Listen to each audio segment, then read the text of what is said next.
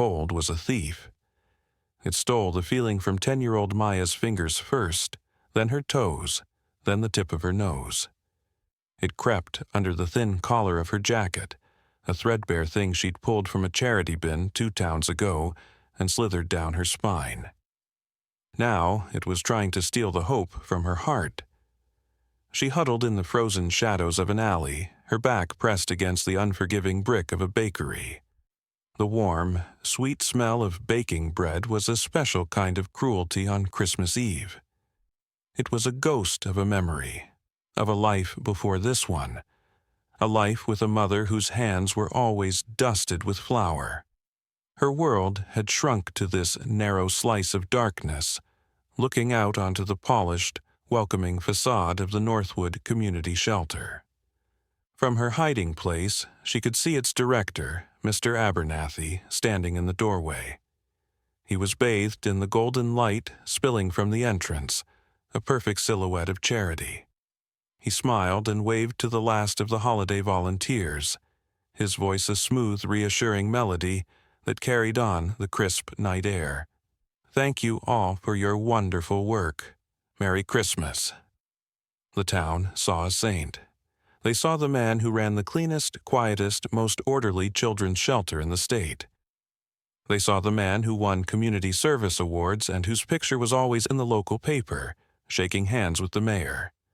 Maya saw the truth. She saw the keys. He had 2 sets. One was a large, jangling ring for all the normal doors, the kitchen, the dorms, the offices. The other was a single, flat, silver key he kept in his waistcoat pocket, separate from the rest. It unlocked the door at the end of the upstairs hallway, the one marked storage. It wasn't for storage. It was the quiet room. Maya knew because she had been in there. She had seen the other children, the ones who were too loud or asked too many questions, being led inside. They would come out hours later, glassy-eyed and slow, their energy gone. They were given special vitamins in little paper cups, a sweet, syrupy liquid that tasted like cherries and sleep. Maya had pretended to swallow hers once, letting the liquid pool in her cheek before spitting it out in the bathroom. The cloying sweetness had coated her tongue for hours, a reminder of her narrow escape from the quiet. That was the day she had run. She had slipped out during a delivery, melting into the town's indifferent landscape. For 3 weeks, she had survived, a ghost in her own life. But the December cold was relentless. It had driven her back here, not to seek shelter inside, but because it was the only place she knew. She watched as Mr. Abernathy performed his final ritual. He locked the heavy oak doors, the deadbolt shooting home with a definitive thud. He straightened his tie, scanned the empty street, and then walked to his pristine sedan parked at the curb. He didn't look into the shadows. People like him never did. They preferred the light, where the illusions were easier to maintain. As his taillights vanished around the corner, a profound and terrifying silence descended. It was Christmas Eve, and the world had gone to sleep. Maya was utterly, completely alone. The snow began to fall, not the gentle, festive flakes of storybooks, but tiny, sharp crystals that stung her cheeks. She pulled her knees to her chest, trying to make herself smaller, to conserve what little warmth she had left. Her stomach was a hollow ache. Her breath plumed in front of her, a fragile cloud in the immense, uncaring darkness. She closed her eyes and saw her mother's face, not as she was at the end, pale and thin in a hospital bed, but vibrant and smiling, a smudge of chocolate on her cheek. "You're a brave girl, my little star," she used to say, "brave enough to find your own light." But the stars were hidden by the snow-heavy clouds, and Maya felt her own light starting to flicker, threatening to go out. The journey into invisibility had not been a sudden fall, but a slow, cruel erosion.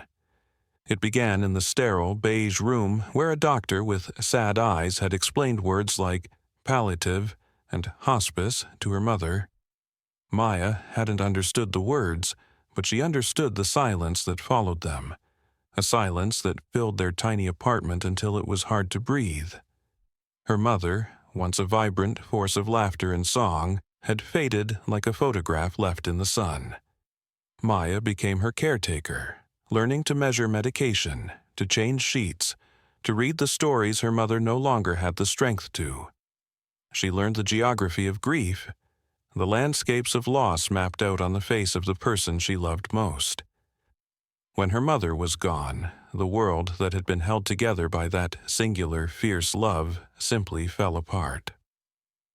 Strangers with clipboards and sympathetic frowns appeared. They spoke of the system and best interests. Maya was packaged up with her single, worn suitcase and moved into a foster home. The house smelled of stale cigarette smoke and boiled cabbage. The foster parents were not unkind, but they were exhausted, their attention spread thin across 3 other children who carried their own invisible burdens. Maya learned to be quiet, to take up as little space as possible. She was a guest in someone else's life, and she knew it. She lasted 2 months before an incident with one of the other children, a fight over a broken toy that was not her fault, but for which she was blamed, led to another move. This time, the social worker, a harried young woman named Ms. Jennings, sighed and said there were no other homes available on such short notice. Just for a little while, she had promised, her eyes not quite meeting Maya's. Until we can find a better placement. Mr. Abernathy's shelter is top-notch. You'll be safe there. Safe was not the word Maya would have chosen. The Northwood Community Shelter was immaculate. Its floors polished to a mirror shine, its walls painted a serene, sterile blue. There were rules for everything. How to fold your laundry, how to line up your shoes, how to speak only when spoken to. Mr. Abernathy presided over it all with an air of benevolent authority. He knew all the right words: compassion, opportunity, second chances. He charmed the donors and the town officials, but his eyes were cold like polished stones. They didn't see children. They saw problems to be managed, inventory to be controlled.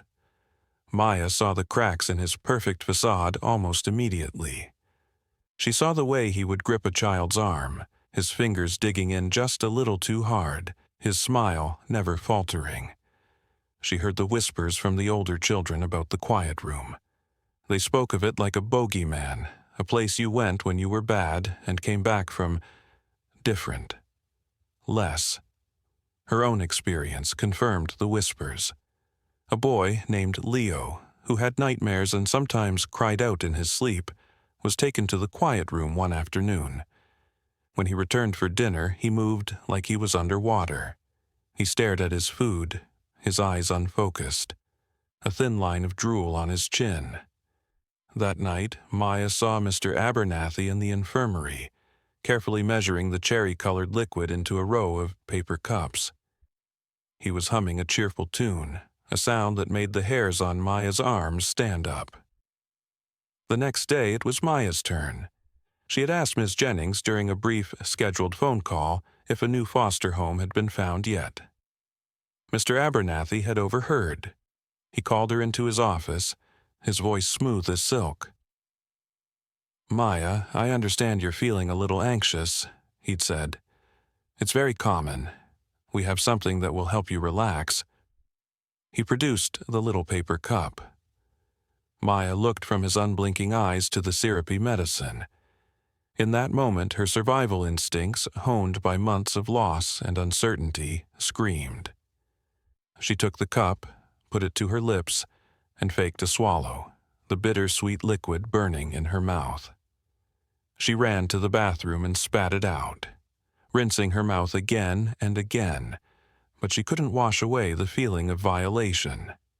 That evening, she found a delivery truck with its back door unlocked and climbed inside, burying herself among boxes of donated canned goods.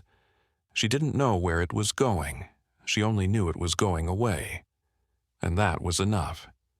Now, huddled in the alley, the memory was as cold and sharp as the wind. She hadn't run from the shelter. She had escaped.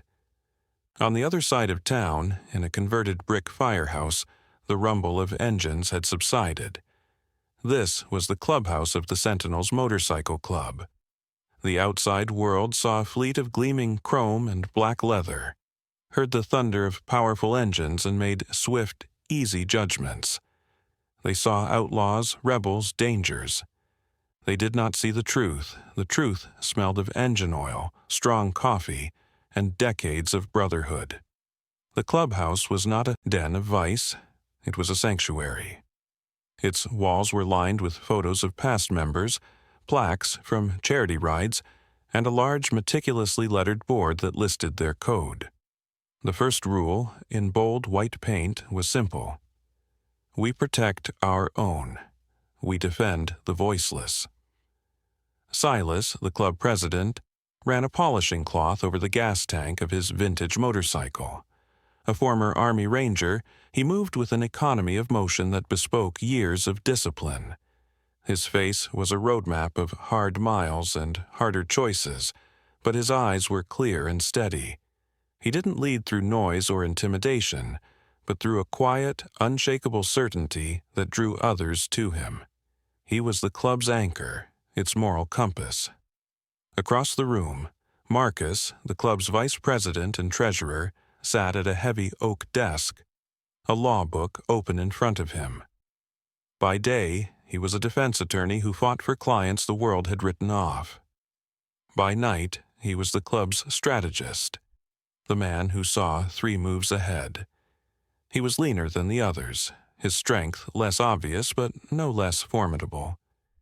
He spoke rarely, but when he did, everyone listened. His words were precise, cutting through confusion like a scalpel. And then there was Bear.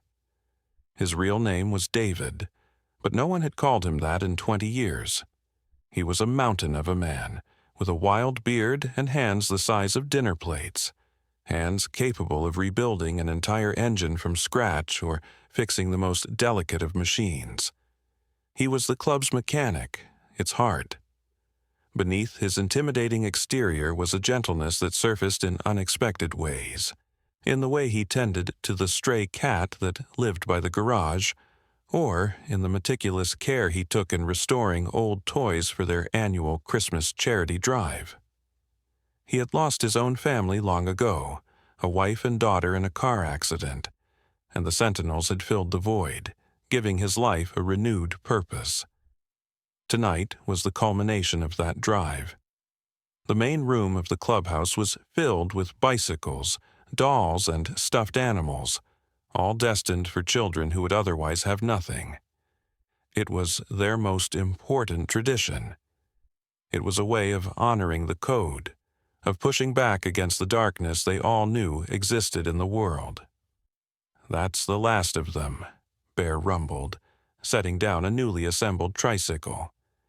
"Every kid on that list from social services is covered." Silas nodded, his gaze sweeping over the mountain of gifts. "Good. We ride at dawn. We'll make the drop at the community center first, then the shelter." Marcus looked up from his book. "Abernathy's place?" A flicker of something unreadable crossed his face. "I've never liked that man. Too polished. His books are always perfect, but something feels off."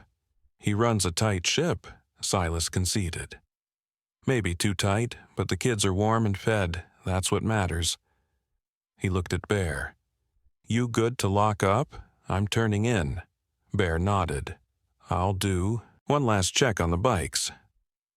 As the others headed to their small apartments above the clubhouse, Bear was left alone in the quiet cavern of the garage. He loved this time of night. The peaceful silence broken only by the hum of the heater and the ticking of cooling engines. He walked the line of motorcycles, his hand trailing over the cool metal, checking each one with a practiced eye. As he reached the large bay door at the back, a sound stopped him. It was faint, almost lost in the whistling of the wind outside. A small, dry cough. He froze, every sense on high alert. He scanned the shadows, his eyes tracing the shapes of tool chests and spare parts. Nothing. He told himself it was the wind or the old building settling, but then he heard it again, closer this time. A whimper. It came from behind a stack of old tires in the darkest corner of the garage. Bear moved slowly, deliberately, not wanting to frighten whatever or whoever was there. He didn't call out. He just walked toward the sound, his heavy boots making soft, shuffling sounds on the concrete floor. He rounded the tires and stopped. Curled into a tight ball, shivering uncontrollably, was a little girl. She was using a greasy tarp for a blanket, her face pale and smudged with dirt, her lips tinged with blue. Her eyes were wide with terror, like a cornered animal. It was Maya. The cold had finally driven her to recklessness. After Abernathy left, she had wandered, seeking any refuge from the biting wind. The back of the firehouse had a recessed loading bay that offered some protection. One of the large garage doors had a small gap at the bottom, just big enough for a desperate child to squeeze through. The garage was dark, but, compared to the alley, it was warm. She had found the pile of tires, burrowed in, and succumbed to an exhausted, shivering sleep. Now, a giant stood over her, blocking out the dim light. Maya's heart hammered against her ribs. She scrambled backward, trying to push herself deeper into the corner, but there was nowhere to go. The man was huge, with a beard that covered most of his face. He looked like the villains in fairy tales, the ones who lived in forests and ate lost children. She braced for a yell, for rough hands to grab her. Instead, the giant knelt. The movement was surprisingly gentle, his knees cracking softly in the quiet. He didn't speak. He just held out a hand, palm up. It was a gesture of peace, an offering. Maya stared at his hand. It was calloused and stained with grease, but it was steady. His eyes, peering out from under bushy brows, were not angry. They were sad. "You're cold," he said, his voice a low, gravelly rumble, much quieter than she expected. He began to shrug off his thick, sheepskin-lined jacket. The instinct to run was powerful, but her body wouldn't obey. A wave of dizziness washed over her, and the garage tilted. The man's face swam in and out of focus. She was burning up and freezing at the same time. The shivering intensified, racking her small frame. Bear saw the change instantly. The girl's eyes glazed over, and a feverish sheen slicked her forehead. He moved faster now, draping his heavy jacket over her. She was light as a bird. "It's okay," he murmured, his voice a soothing vibration. "You're safe." He scooped her up. She was too weak to struggle. Her head lolled against his chest, and she let out a small, pained sigh. He carried her out of the garage and up the stairs to the main clubhouse living area. Silas and Marcus were in the kitchen, making one last pot of coffee before bed. They turned as Bear entered, their easy conversation dying on their lips. "What have you got, Bear?" Silas asked, his voice sharp with concern. "Found her in the garage. She's burning up," Bear said, his own voice tight with a protective urgency he hadn't felt in years. He laid Maya gently on the worn leather sofa, tucking his jacket around her more securely. Marcus was already moving, grabbing a first aid kit from a cabinet. He placed a cool hand on Maya's forehead. "High fever. We need to get her temperature down." Maya drifted in a fever dream, a confusing landscape of memories and fears. She was back in the quiet room, the sweet smell of the medicine filling her lungs. Mr. Abernathy's face floated above her, his smile wide and predatory. "Just relax, little girl," his voice echoed. Then the face changed, morphing into the sad eyes of the doctor telling her mother the bad news. The room was cold, so cold. She started to murmur, her words slurred and disjointed. The key. He has the silver key for the quiet. Silas and Marcus exchanged a look over her head. The room at the end, she mumbled, her eyes still closed, her small fists clenching and unclenching. He locks it. The cherry medicine makes you sleep, makes you quiet. Her voice trailed off into a weak sob. Don't let him find me. The three men stood in silence, the child's delirious words hanging in the air like smoke. Marcus's expression had hardened into the focused intensity he wore in a courtroom. Silas's jaw was set, his eyes narrowed to slits. Bear just looked down at the small girl, his big hand hovering protectively over her head. A silent vow passing between them. The toys and bicycles destined for Christmas morning seemed to mock them from the corner of the room. They had been planning to deliver joy. Now, it seemed, they had to deliver justice first. Christmas morning dawned cold and bright. While the rest of the town was filled with the sounds of laughter and tearing wrapping paper, a heavy silence permeated the Sentinel's clubhouse. Maya was asleep in a small spare room, tucked into a real bed for the first time in weeks. Her fever had broken in the early hours, thanks to cool compresses and a dose of children's medicine Marcus kept on hand. Bear sat in a chair just outside her door, a silent, immovable guardian. He hadn't slept. In the kitchen, Silas laid out a plan. We're still making the deliveries, all of them, including the shelter. Marcus nodded, understanding immediately. Abernathy will be expecting us. It's the perfect cover. We're not going in hot, Silas said, his voice low and firm. No accusations, no threats. We're just a local club dropping off some toys for the kids. We observe, we listen, we look for the cracks. He turned to Marcus. You know what to look for. Financials, staffing logs, visitor records, Marcus recited. Anything that looks too perfect. And the man himself, people like that, they have tells. A twitch, a glance, a word out of place. I'll find it. An hour later, 2 motorcycles rumbled to a stop in front of the Northwood Community Shelter. Silas and Marcus dismounted, their movements calm and unhurried. They carried large sacks filled with brightly wrapped presents.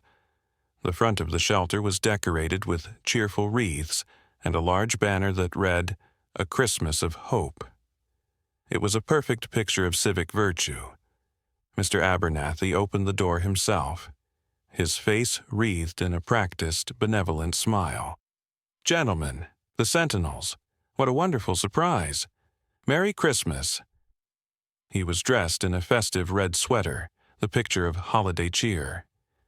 Merry Christmas, Abernathy, Silas said, his voice neutral. Just dropping off the toys from our drive, for the kids. How incredibly generous. Please, come in, come in. He ushered them into the foyer. The shelter was pristine, eerily quiet. A few children sat in a common room watching a holiday movie, their faces placid and detached. None of them looked up as the bikers entered. Quiet bunch, Silas observed casually, his eyes scanning the room. Oh, yes, Abernathy said with a dismissive wave of his hand. A quiet Christmas morning. Many of them are still feeling sleepy. Big day yesterday. His smile was wide, but it didn't reach his eyes. His eyes darted around, never quite settling on either of the men for more than a second. Marcus let his gaze wander, taking in the details. He noted the security cameras, the spotless floors, the lack of any personal touches. No children's drawings on the walls, no scuff marks, no signs of life. It felt less like a home and more like a showroom. We'd like to see where the kids will be opening these, Marcus said, his tone mild. Make sure there's enough room. Abernathy's smile tightened almost imperceptibly at the edges. Of course. The playroom is just through here. but the children are having their quiet time right now. We have a very structured environment. It helps them feel secure." They walked down a hallway. Silas noted the silence. There was no laughter, no shouting, none of the chaotic energy that should accompany a group of children on Christmas morning. At the end of the hall was a plain, unmarked door. It was newer than the others, with a heavy-duty deadbolt installed near the handle. "What's in there?" Silas asked, nodding toward it. "Just storage," Abernathy replied quickly. Too quickly. He patted his pants pockets, a nervous, reflexive gesture. Old files, cleaning supplies, nothing of interest. But his hand strayed for a fraction of a second toward his waistcoat, where a small bulge suggested a single hidden key. It was the tell Marcus had been looking for. "Well, we'll leave these with you," Silas said, setting his sack of toys down. "You make sure the kids have a good day." His eyes met Abernathy's, and for a moment the director's cheerful mask slipped. A flicker of cold, calculating appraisal appeared in its place before being quickly hidden again. "Thank you again for your generosity," Abernathy said, already herding them back toward the door. "The community is so grateful for your support." As they walked back to their bikes, neither man spoke. The sun was bright, but the air felt colder than before. They had seen what they needed to see: the perfect, orderly silence, the detached, listless children, the locked door, and the lie in a good man's eyes. The cracks were there. Now, they just had to break them wide open. Back at the clubhouse, the atmosphere was thick with a grim sense of purpose. Marcus was on the phone, his voice low and professional, calling in a favor from a contact in the state licensing board. Silas was mapping out the shelter's layout on a whiteboard, marking the location of the locked door. Bear was in the kitchen, making a simple chicken broth for Maya, who was now awake, sitting huddled in a large armchair, wrapped in a quilt. She was still weak, but the fear in her eyes had been replaced by a cautious curiosity. She watched the men, their movements so full of intent. They didn't talk down to her or bombard her with questions. They simply included her in their space, offering her soup and a quiet place to be. This gentle acceptance was more powerful than any reassurance. It gave her the courage to speak. "I can draw it," she said, her voice small but clear. Bear stopped stirring the soup and looked at her. "Draw what, little star?" he asked, using her mother's old nickname for her without realizing it. The name caught in Maya's throat, a pang of grief and comfort all at once. "The room," she said, "the quiet room, and his office. I can show you where he keeps things." Marcus brought her a stack of paper and colored pencils. For the next hour, Maya drew. Her hands, small and a little shaky, moved with a surprising confidence. She didn't draw like a typical child. There were no smiling sons or stick-figure families. Her drawings were like blueprints, filled with stark, accurate detail. She drew the hallway, carefully marking the position of the locked door. She drew the inside of the room, a small, windowless space with a few, thin mattresses on the floor. In one corner she drew a small locked cabinet. Then she drew Mr. Abernathy's office. She drew his large, tidy desk. Next to it, she drew a filing cabinet. "The bottom drawer is different," she explained, pointing with a brown pencil. "It has a different lock. He keeps his other books there, the real ones." She had seen him take them out late one night when he thought everyone was asleep. These drawings were the first pieces of hard evidence. They were more than a fevered whisper. They were a testimony. Silas took a photo of each drawing with his phone and sent them to Marcus, who was now on his way to meet with an old acquaintance, Detective Harding. Harding was a good cop, but he was a man who trusted systems and procedures. He was deeply skeptical of vigilantes, especially those who wore leather vests and rode in loud packs.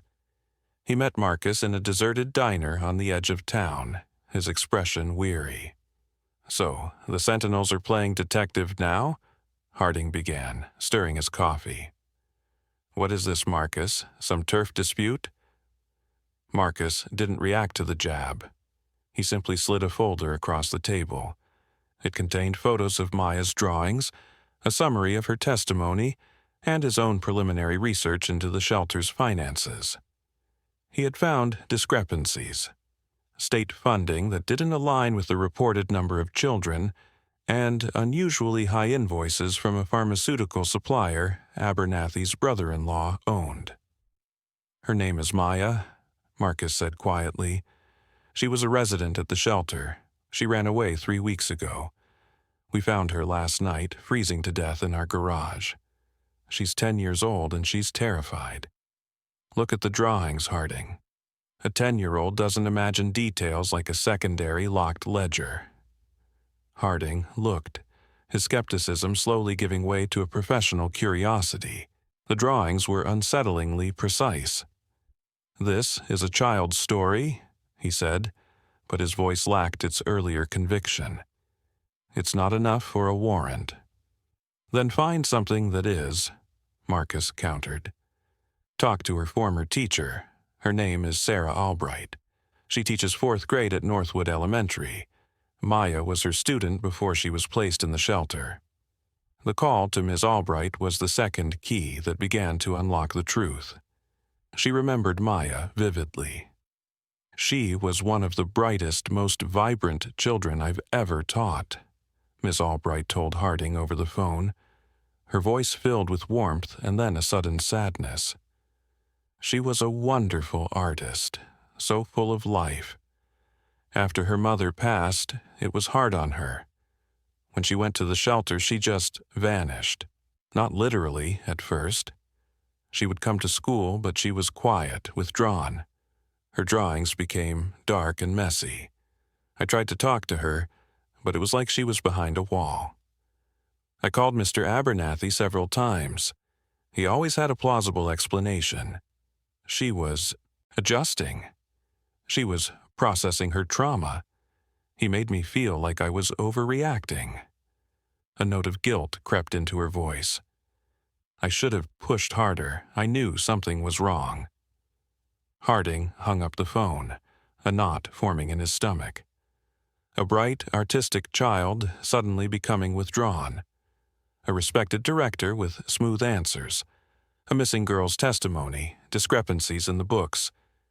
It was no longer just a story, it was a pattern. The next move belonged to the Sentinels. They didn't need a warrant to watch. That evening, as the sun set, 4 motorcycles parked across the street from the shelter. They didn't block the road or make a scene. Silas, Bear, and 2 other members just sat on their bikes, their engines off, their presence a silent, undeniable statement. They were not leaving. The vigil began to change the town's atmosphere. At first, people were nervous. A group of bikers staring down the local children's shelter was an unnerving sight. Calls were made to the police, but Harding told his officers to stand down. "They're on public property, and they're not breaking any laws," he'd said. Mr. Abernathy was the most unnerved of all. He came out once, his face a mask of forced concern. "Is there a problem, gentlemen?" he asked, his voice projecting for the benefit of any watching neighbors. Silas didn't even look at him. He just stared at the shelter's front door. "No problem," he said, his voice flat and cold. Abernathy tried to laugh it off, but the sound was brittle. He retreated back inside, but the bikers could feel his eyes on them from behind the pristine windows. The pressure was building. News travels fast in a small town. The story of the silent vigil spread through text messages and phone calls. Miss Albright, armed with a renewed sense of purpose after her call with Harding, began talking to other parents whose children had spent time at the shelter. She heard similar stories. Kids coming home, quiet, listless, with gaps in their memory. One mother mentioned her son complaining about the sleepy juice he had to drink. Separately, these were minor concerns, dismissed as children's fantasies. Together, they formed a chorus of doubt. On the second day of the vigil, something shifted. A car pulled up and a woman got out. It was one of the mothers Miss Albright had spoken to. She walked not to the shelter but to the bikers and handed Bear a thermos of hot coffee. "Thank you," she whispered and hurried away. A few hours later, an old man left a bag of sandwiches on the curb near them. The community was no longer watching in fear. They were starting to choose a side. The silent, leather-clad sentinels had become a focal point for the town's buried anxieties. Their unwavering presence gave others courage. It forced people to look past Abernathy's polished image and really see the silent, sterile building he ran. Inside the shelter, Abernathy was unraveling. The constant, silent judgment from across the street was fraying his nerves. He made frantic phone calls to his lawyer, to his contacts on the town council. But the bikers weren't doing anything illegal. There was nothing to be done. His perfect control was slipping. On the third day, Detective Harding arrived. He didn't come alone. He had 2 patrol cars with him and a woman from Child Protective Services. In his hand, he held a signed warrant. The combination of Maya's detailed testimony, Miss Albright's corroboration from other parents, and Marcus's financial audit had been enough. Harding walked past the bikers, giving Silas a single sharp nod. The acknowledgement was clear. They had forced his hand, and now he would see it through. The raid was quiet and efficient. Abernathy blustered and threatened, demanding to see his lawyer, but his authority had evaporated. As Harding and his officers entered, the CPS worker began speaking to the children in soft, gentle tones. It didn't take long to find the truth. The locked storage room at the end of the hall was exactly as Maya had drawn it. Inside, they found the mattresses and the locked medical cabinet. The cabinet was filled with bottles of a powerful, unprescribed sedative, the same one Marcus had flagged in the pharmaceutical invoices. In Abernathy's office, they found the filing cabinet. The lock on the bottom drawer was easily forced. Inside were the second set of books Maya had described. They were a meticulous record of his crimes, inflated invoices, embezzled funds, and notes on which children received which dosages of the quiet medicine to manage their behavioral issues. He wasn't just neglecting the children. He was systematically drugging them into submission to make his job easier and to steal the money meant for their care. They led Abernathy out in handcuffs. His mask of respectability was gone, replaced by a face of pure, venomous rage. As he was put into the patrol car, his eyes met Silas's across the street. For a moment, all the hatred he felt was focused on the silent man on the motorcycle. Silas simply stared back, his expression unchanging, until the car pulled away. The arrest sent a shockwave through the town of Northwood. The story was on the front page of the local paper and led the evening news. Mr. Abernathy, the man who had been lauded as a community hero, was exposed as a monster. The shelter was temporarily closed, and the children were moved to a secure facility in the next county, where they could be properly evaluated and cared for. For Maya, the news was a quiet validation. She watched the report on the clubhouse television, sitting between Bear and Silas on the old leather sofa. She didn't cheer or celebrate. She just watched, her expression solemn, as the truth she had known all along was finally revealed to the world. When the report was over, she leaned her head against Bear's arm and, for the first time since her mother's death, felt a profound sense of safety. The legal process was slow, but Marcus made sure it was thorough. He worked with the district attorney's office, providing them with his research and acting as an advocate for Maya and the other children.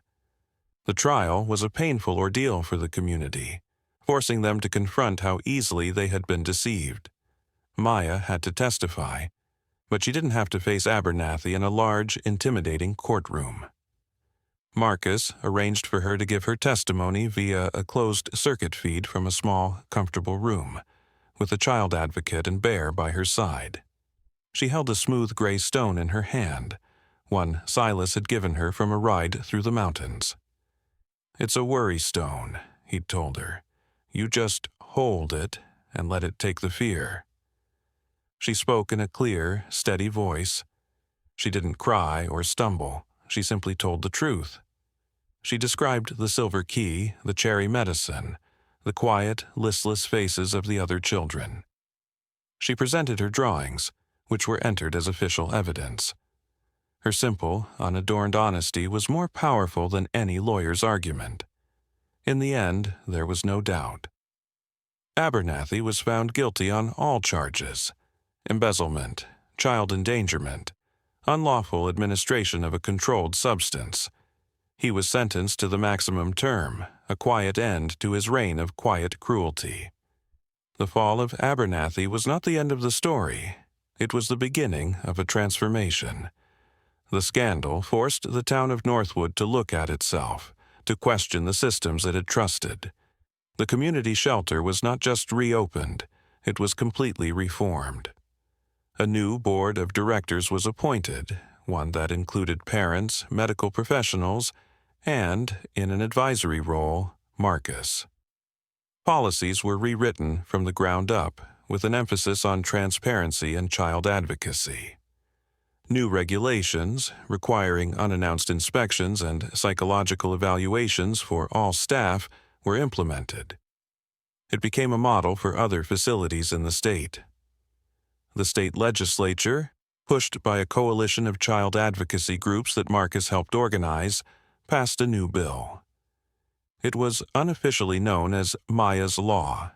It mandated stricter oversight for all private and public children's homes, increased protections for whistleblowers, and established a dedicated, independent ombudsman for children in the welfare system. A single child's courage had rewritten the rules for thousands. The Sentinel's place in the town was also permanently altered. They were no longer seen as a fringe element, a source of fear or suspicion. They were the protectors who had seen what no one else would. They were the men who had stood watch when the system failed. The town's gratitude was quiet but deep. The local diner gave them free coffee for life. The gas station owner insisted on filling their tanks for free once a month. They became an accepted, respected part of the community's fabric.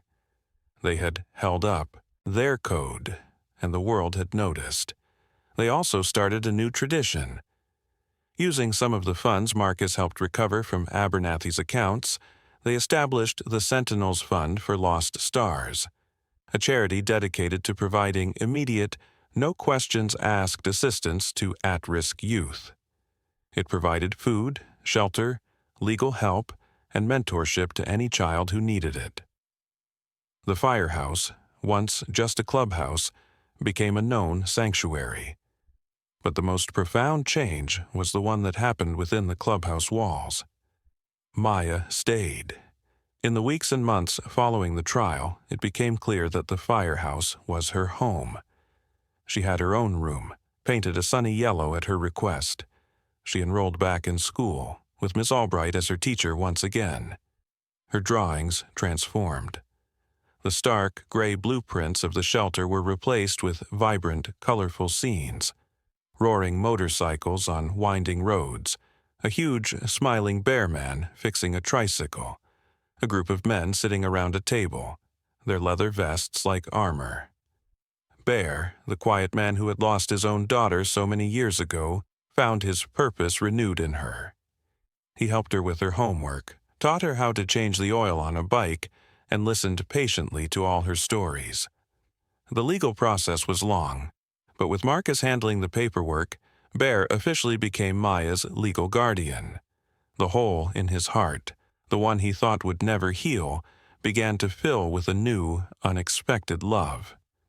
the invisible girl had found a family, and the grieving father had found a daughter. A year passed. Christmas Eve arrived again, cold and clear. The sky was a deep, star-dusted velvet. Inside the Sentinel's clubhouse, the air was warm and filled with the smell of roasting turkey. The main room was decorated with twinkling lights and a large, brightly lit tree. There were no sacks of toys waiting for delivery. The new shelter administration had that well in hand. Tonight was just for family. Maya, now 11, sat at the head of the long wooden table, a place of honor. She was vibrant, her laughter echoing in the high-ceilinged room. She was no longer the pale, shivering ghost from the alley. She was home. After dinner, it was time for gifts. The men gave her practical things: a new set of artist-grade pencils from Marcus, a sturdy pair of work boots from Silas, and a small, perfectly tuned vintage bicycle that Bear had spent months restoring. Then it was Maya's turn. She had only one gift, but she had worked on it for weeks. She shyly handed a large, flat, wrapped package to Silas. He carefully unwrapped it. It was a drawing, beautifully framed. It depicted a circle of broad-shouldered figures in leather vests, their backs to the viewer. They weren't looking at each other. They were looking outward, like guardians on a watchtower. In the center of their protective circle stood a small girl with bright, curious eyes, holding a single, shining star in her hands. Above them all, a winding road stretched out, disappearing into a horizon of mountains under a vast, hopeful sky. Silas stared at the drawing, his throat tight. He looked at the other men, saw the same raw emotion reflected in their eyes. He looked at Maya, whose smile was bright and sure. "It's us," she said simply. "Our family." He cleared his throat, unable to find the right words. He didn't need to. He hung the drawing on the wall, in the most prominent spot, right next to the plaque that listed the club's code. It fit perfectly. Later that night, after Maya was asleep in her yellow room, Silas and Bear stood outside in the cold, crisp air, looking out at the quiet street. The town was peaceful, wrapped in its holiday slumber. "She's a good kid," Bear said, his voice thick. "She's light." "She is," Silas agreed. He looked up at the endless ribbon of stars. "She reminded us what we're here for. It's not just about the ride. It's about making the road safe for the ones who can't protect themselves." He thought of the open road, the miles of asphalt that had always represented freedom to him. Now, it meant something more. It meant a promise to keep watching, to keep listening for the voiceless, to keep defending the invisible. He clapped a hand on Bear's shoulder, a silent acknowledgement of all that had been lost and all that had been found. The low rumble of a passing truck was the only sound. A promise kept, and a long road still ahead.